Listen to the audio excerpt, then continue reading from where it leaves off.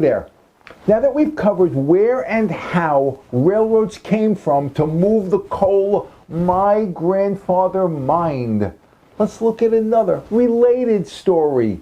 Who invented those magnificent railroad engines? They snort steam and have smoke pouring from their stacks.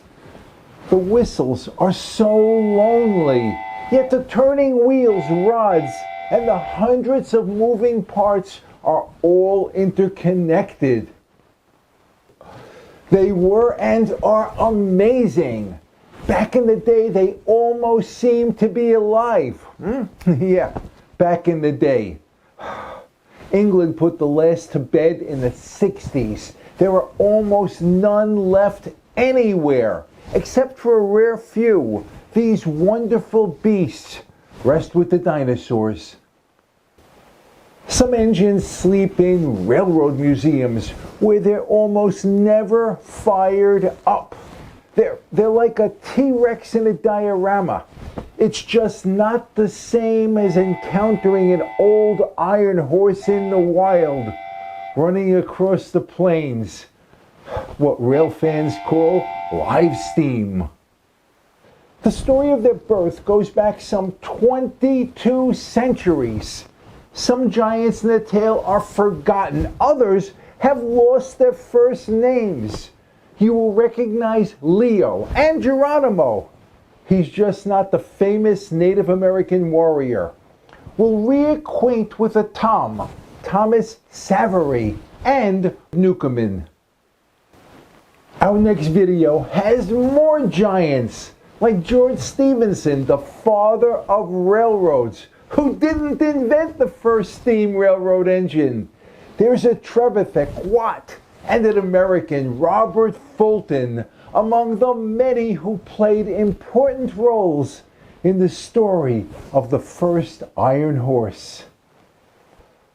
Let's start with the long quest to get work done by burning wood or coal, using water to transform heat into mechanical energy, a method still used whether in a power plant or in a massive aircraft carrier's reactors.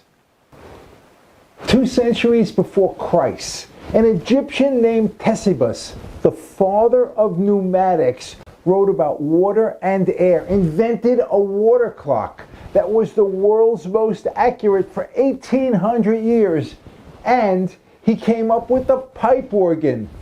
We have a video about the world's largest one if you're interested.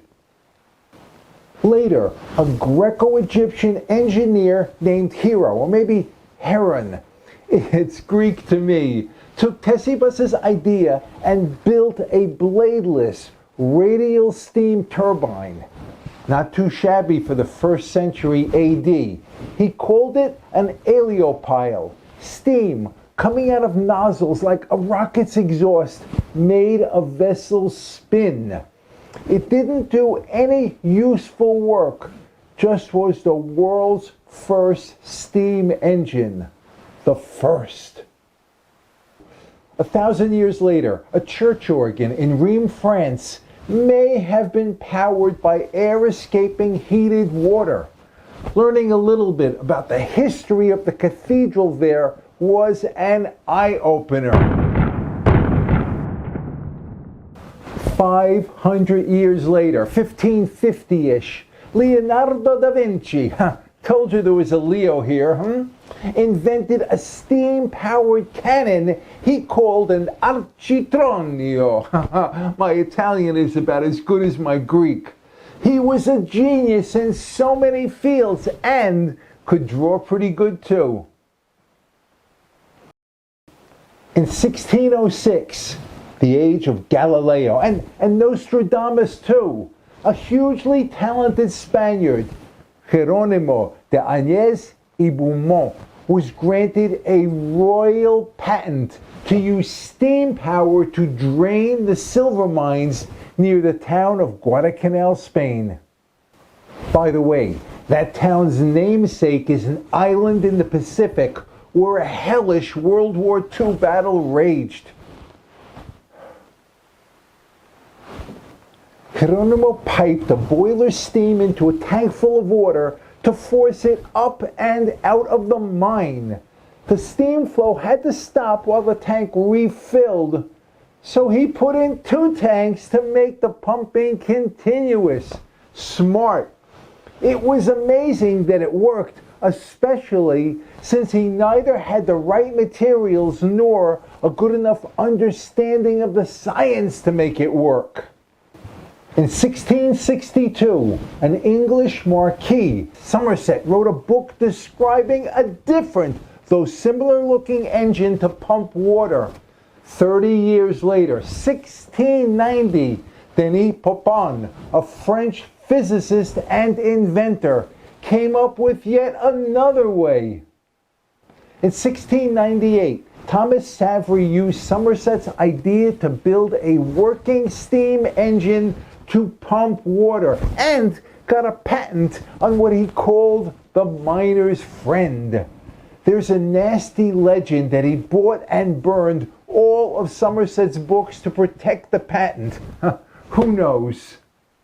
Again, steam into 2 tanks to make it continuous, but, and there's always a but, unlike Geronimo's engine, Savery's could also suck up water. After each tank filled with steam, it was sprayed with cold water to condense the steam and make a partial vacuum. There's a great YouTube video showing this engine by Guy Janssen. Savery's quote-unquote steam engine had to be within 25 feet of the water because vacuum vaporizes the water it's pulling, which made it impossible to use in a deep mine. How do you put a furnace all the way down there? Geronimo's engine proved that steam pressure would push water up. Unfortunately, higher pressures made the Savery engine explode, so it could only get water up about 30 feet or so. Another, by the way, neither Geronimo's nor Savery's engines had any moving parts, Or the engines. A decade later, 1705-12, I wasn't there then, Newcomen took the experimental ideas of Monsieur Pepin and built a working engine to drain a mine in the center of England.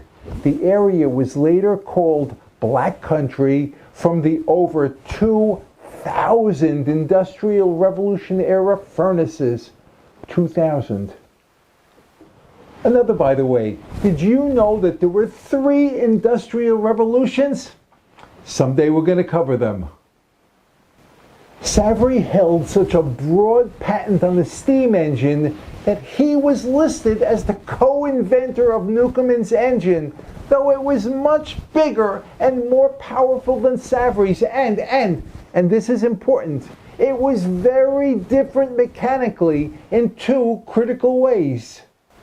First, the engine sent mechanical power down the mine to drive a pump. No steam engine had ever done this before, though water, wind, and horsepower had already done so. A piston was connected to a chain which passed over a rocking beam before going down the mine shaft. This downside of the chain was weighed to help raise the piston. Second, and this is really big, Pepin and Newcomen's innovation was to leave the top of the piston open to the air and use both air pressure, it's almost 15 pounds per square inch, and the partial vacuum made from cooling the steam under the piston to force the piston down and pull the chain in the mine up to drive the pump. They would go up and down every 5 seconds, which got a lot of water out. This was a giant step towards getting a true steam engine, and later putting it on wheels to become an iron horse. Hundreds of Newcomen atmospheric steam engines dotted the landscape for the next, 50 years. Problems in the design were slowly solved. They were hugely inefficient, wasting tons of coal as they set the stage for transforming the world. If you want to see some excellent videos on them, there are a couple of links below. So is this story about the past? Yes, but more no, huh? The story of where and how we've come from is more about the future, the where we are going. We have come a long way, and we're not done moving forward yet.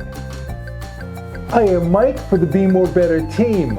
Thank you for watching. We really appreciate it. Tell us what you think. Subscribe if you haven't. But always, always be more better.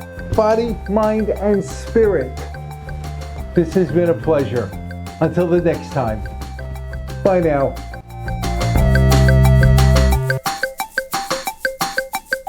Thank you.